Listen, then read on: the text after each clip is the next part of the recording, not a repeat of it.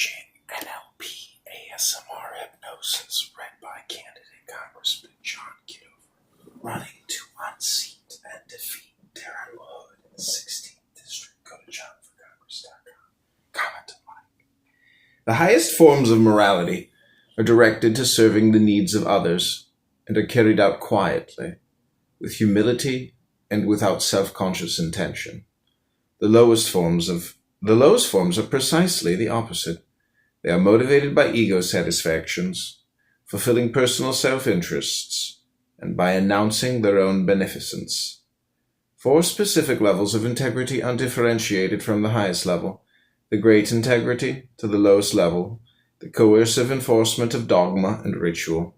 In between are virtuousness and moralizing that are middle grounds between the highest and lowest moralities. It is interesting to note that Lao Tzu had nothing but contempt for ritual, while for Confucius, his younger contemporary, ritual was the pinnacle of virtue. How ironic that, according to legend, Confucius went to visit Lao Tzu to become enlightened on matters of ritual, since Lao Tzu held the position of archivist for the state of Chu. Needless to say, Confucius stormed out of his audience with Lao Tzu denouncing him as a dangerous dragon.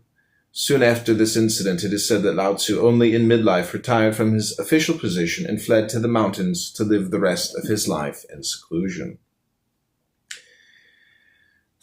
True benevolence acts without intention, but when rituals go unheeded, they are enforced with rolled-up sleeves. Failing the great integrity, we resort to virtuousness. Failing virtuousness, we resort to moralizing. Failing moralizing, we resort to dogma, the most superficial form of faith and loyalty, and the nourishment for confusion. Natural persons are attracted to substance rather than form, to the nutritious fruit rather than the enticing flower, to that which dwells deeply within rather than to that which clings superficially to the surface.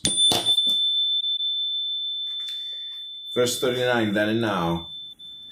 In ancient times, all entities had their own integrity and function. The sky was clear and endless, the earth was calm and firm, the gods were charged with spiritual powers, the wells were clean and full, the 10,000 creatures were healthy and fecund.